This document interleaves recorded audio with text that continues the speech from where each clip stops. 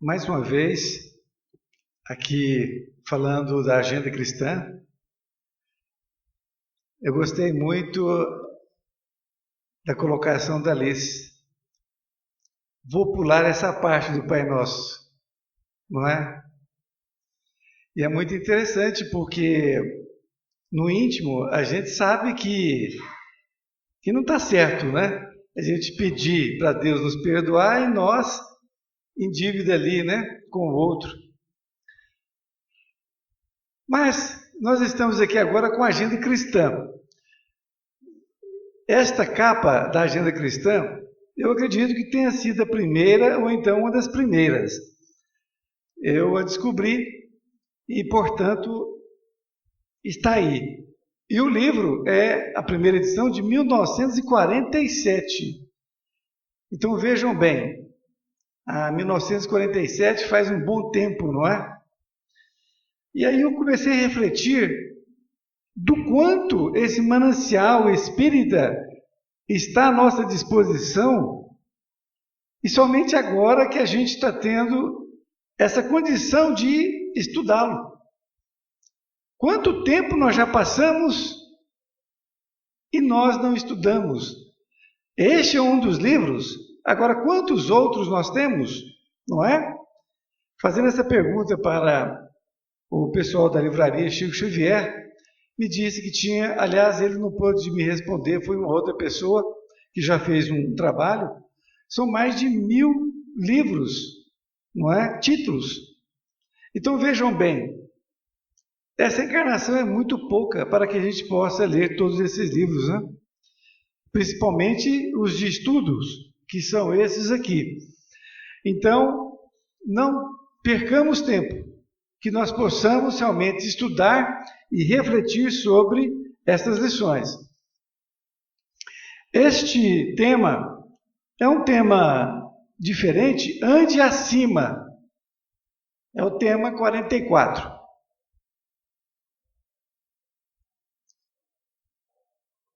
A primeira lição diz: ante o bloco de pedra bruta, não se prenda à ideia do peso. Lembre-se da estátua primorosa que poderá sair dele. Estas colocações de Emmanuel são para que a gente possa refletir em dois sentidos: no sentido físico e no sentido sentimento nosso. Percebem? É como diz no popular, as pedras do caminho, no sentido figurativo, não é assim? As pedras que nós encontramos no caminho são as dificuldades que nós encontramos. Como que nós fazemos para que essas pedras não sejam obstáculos? Nós temos que vê-las como oportunidades de crescimento. Então, todos os obstáculos, todas as pedras do caminho são oportunidades para que nós possamos crescer. Lembre-se das dificuldades que você já passou. Não é assim? Depois que você passa aquela dificuldade, você não fica mais forte? Fica ou não fica? Claro que fica. Não é? Foi difícil. Choramos muito, mas conseguimos ultrapassar. Não é? Pedindo ao nosso mentor que nos ajude, não é? Porque muitas vezes esquecemos dele. E nós não podemos esquecer do nosso mentor. O nosso mentor, ele é um espírito que é mais evoluído que nós. Mas não é muito mais evoluído não, porque se for, é como se duas pessoas completamente distintas, né? Nós não conseguiríamos chegar até a ele. Ele é mais evoluído que nós. E aonde ele estiver, nós podemos captá-lo.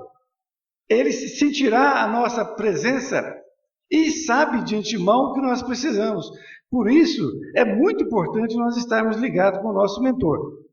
Então, esta visão da pedra no caminho, que pode ser o bloco, não é? Que muitas vezes que nós podemos falar, mas que pedra grande, inútil que está no nosso caminho, não é? Para nos atrapalhar, não é?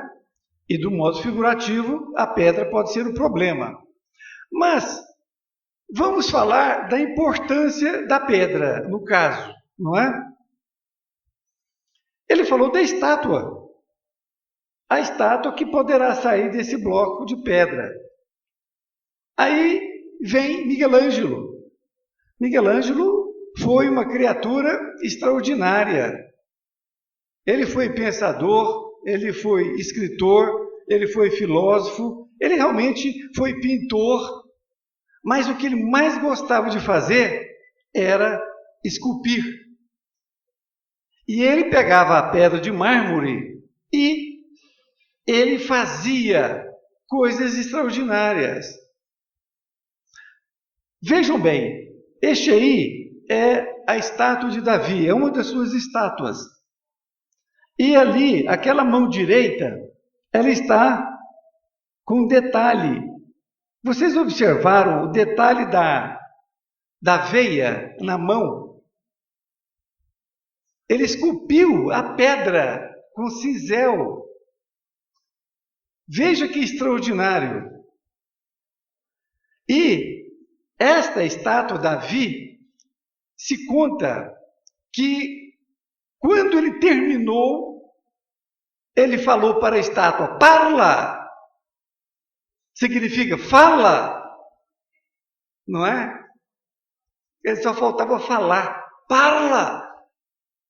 Então ficou essa frase muito bem colocada para todos nós. E perguntaram para ele como que ele conseguia fazer aquilo, não é? Porque essa não foi a única, as outras estátuas também. Ele falou, é simples, é porque ela está lá dentro. Eu só tenho que tirar o excesso. Vejam bem, ele visualizava ali dentro aquela imagem dentro do bloco de pedra. Daí ele fazer a estátua desse jeito, porque ele mentalizava. E aí eu pergunto para vocês, por que nós não mentalizamos dentro de um bloco de pedra uma oportunidade, como ele fazia? É nossa visão. A nossa visão ainda tem que ser melhorada, para que nós possamos ver em um bloco de pedra uma oportunidade. Não tem aquela história popular que diz, se você me der um limão, eu vou fazer uma limonada? É mais ou menos isso, né? É uma dificuldade? Tá bom. A dificuldade nós temos que passar, mas então vamos passar aprendendo, não é? E não maldizendo, porque aí é pior. Vai maldizer e a coisa fica pior e o aprendizado não existe. Porque em tudo tem que haver aprendizado. Sofrer por sofrer não adianta nada. Já contei essa história aqui de Chico, que a mulher chegou ao Chico e falou, Chico, até que enfim meu marido desencarnou, porque ele era muito mal para mim. Aí o Chico ficou olhando para ela e ela pensando que ele ia, não é? Tá bom, minha filha, você agora está livre, né? Ele falou, pois é, minha filha, agora você vai vir com ele novamente para aprender a amá-lo, não é? Porque não aprendeu a amar a criatura que era ignorante. Então, assim é o aprendizado. Contemplando as dificuldades da sementeira, não se detém no receio à enxurrada e aos vermes daninhos. Recorde o pão que lhe fartará o celeiro. É muito interessante isso, porque quando a gente vê essas dificuldades, aqui eu coloquei o campo, não é? E as pessoas estão plantando. Porque vejam bem, na parte física, vamos assim falar, se o agricultor ficar pensando que não vai vir a chuva, não é? O nordestino tem um afeto terrível, não é? Podemos assim dizer, porque ele olha, vai chover, ele vai e planta, não é assim? É a fé de que aquilo vai acontecer. Da mesma forma, se você pensar que você vai plantar, mas vai vir uma enxurrada ali, vai tirar a semente do lugar, não é? Ou então os vermes daninhos vão tirar ali do lugar, vai acabar com eles, né? Com a semente. Então, você não vai ser bem sucedido. Você tem que pensar na colheita, ali, ó, no celeiro que você vai ter. Então você tem que ter um pensamento um pouco mais além. E não naquele pensamento pessimista. Porque se você tiver um pensamento pessimista, nada vai fazer a coisa andar. Não é assim? Isto é uma lição para as pessoas pessimistas. Porque tem muita pessoa pessimista que não sai do lugar, por quê? Porque acha que vai dar errado tudo que faz, não é? É claro que tudo que nós vamos fazer, nós temos que refletir com bom senso. Mas daí ser pessimista é outra coisa, não é assim? E da mesma forma, o que nós temos que plantar, não é? Jesus disse isso, que você tem que plantar coisas boas, porque depois você vai colher, não é? É um pensamento análogo, não é isso? Então nós temos que ter esse pensamento positivo de fazer as coisas, o bem, não com o intuito de que nós vamos receber o bem. Não. Se for assim, nós estamos sendo, vamos dizer assim, de certa forma, malandros, né? Eu vou fazer o bem para receber o bem. Até porque isso é impossível. Você faz o bem sem pretensão de recebê-lo. Mas você vai receber o bem. E é exatamente isto. O que você plantar, você colhe. Se você plantar o mal virá a você. Não vai ser o bem. Aqui uma lição parecida. À frente da tempestade, não se perca em lamentações. Medite nos benefícios que advirão de sua passagem. Há muitas pessoas que vivem da seguinte forma: se chove, maldiz a chuva. Se tem sol, maldiz o sol. Enfim, não tem tempo bom para aquela criatura. Nós temos que refletir sobre isso. O que faz a chuva? Aliás, hoje eu acho que ninguém mais está falando mal da chuva, né? Porque parece que todo mundo conscientizou da falta dela de uma forma geral, em todo lugar, né? Então, a chuva, ela é bendita em todas as situações. Vocês já perceberam que quando chove, principalmente quando chove nas redondezas, o Carlos sabe muito bem disso, né? Assim, nós sentimos aquele cheiro da terra, não é? A coisa maravilhosa. E, assim como vem a tempestade, vem também o quê? Os raios, não é isso? Vem acompanhando uma coisa com a outra. E os raios são benditos, porque eles queimam os miasmas que estão na atmosfera. Os miasmas, meus amigos e amigas, são nossas produções mentais negativas, normalmente, que vão para a atmosfera. O que faz tornar uma egrégora negativa na Terra. E esses raios fazem com que queime isto. Então, é bendito de todas as formas. Ele pode causar algum prejuízo? Pode, não é?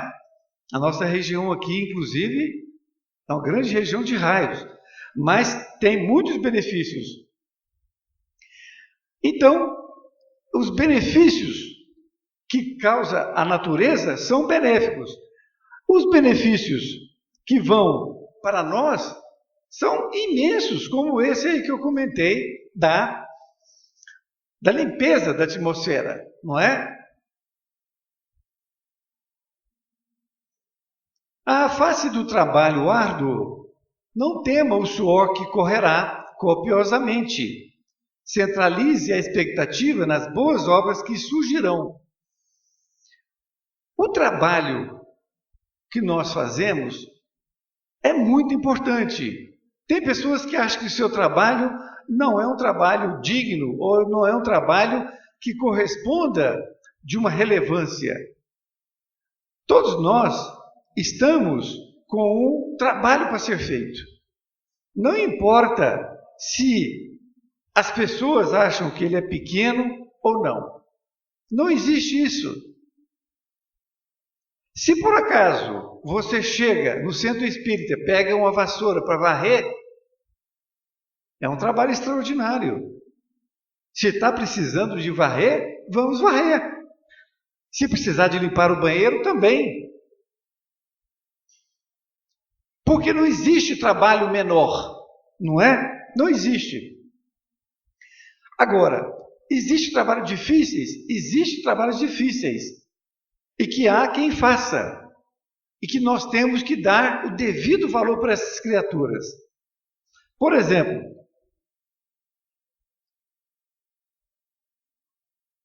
aqui nós temos o grande cientista que falou o seguinte: o sucesso de todo o trabalho é 90% de suor e 10% de talento. Foi de Einstein quem disse isso. Porque o trabalho ele é fundamental para que nós possamos ter as nossas expectativas concretizadas. Porque se nós não trabalharmos arduamente, nós não vamos conseguir. E há pessoas que a primeira dificuldade ela para. Ela não quer mais trabalhar. Não é assim? Então, não existe trabalho menor do que o outro. Existe trabalho para ser feito. E se você tem condições de fazê-lo, que faça. Não deixe para o outro, não é mesmo? Não se fixe no calor da forja. Espere as utilidades que ele fornecerá à sua vida. A forja é um caldeirão que se põe a queimar, não é? Com metal que vai forjar alguma coisa metálica. Então, este é um trabalho árduo, não é? Que muitas vezes nós não queremos. É um trabalho difícil, não é? E há quem faça esse trabalho. E aí, vindo um trabalho difícil, nós não temos que nos fixar no trabalho difícil, na parte difícil deste trabalho, e sim nas utilidades que ele vai fornecer, nos objetivos do trabalho. Percebem? Então nós não temos que esmorecer à frente do trabalho. Nós temos que fazê-lo. Muitas vezes a gente esquiva. Poxa, esse trabalho aqui eu não quero, não gosto de fazer isso, eu vou deixando, né? Mas tem um momento que tem que ser feito, não é assim? Não imagine então somente os perigos da enfermidade. Calcule a alegria e o poder de curar. Muito interessante também, porque quando nós estamos enfermos, muitas vezes só pensamos na enfermidade. E na verdade nós temos o quê? Pensar no dom da cura. Em pensar em curar-nos. E a cura vem o quê? Da mudança dos nossos pensamentos. Porque se você se detiver doente, pensando em doença, nos males, você torna-se uma pessoa sempre doente. Não é assim? É preciso que você mude os seus pensamentos para que você possa curar. Inclusive pedindo ao seu mentor que venha te ajudar. Não é assim? Na finalização ele diz: se você está governado efetivamente pelo ideal superior, esqueça o amigo que desertou, a mulher que fugiu, o companheiro ingrato e o irmão incompreensível. Todos eles estão aprendendo o passado, como acontece a você mesmo. O que importa é a intensificação da luz, o progresso da verdade e a vitória do bem. É um convite de André Luiz para que nós possamos nos manter no nosso objetivo, com todas as dificuldades que possam aparecer em nossas vidas. Com todas as dificuldades. Porque ele coloca assim: se você está governado efetivamente pelo ideal superior. O que é o ideal superior? É você estar focado em fazer o bem, não fazer o mal para ninguém, não é? Aquela história das 3 peneiras. Não falar mal de ninguém, sempre tentar ajudar, não é assim? Então, se você está focado nisto, você está sendo governado pelo ideal superior. Assim, esqueça o amigo que desertou. Ou seja, aquele amigo seu que deixou você numa tarefa qualquer ou deixou de qualquer forma. A mulher que fugiu. Muitas vezes, ele coloca a mulher, mas pode ser um homem também, não é? Que abandona o lar, não é assim? Que era mais comum, inclusive. O companheiro ingrato e o irmão incompreensível.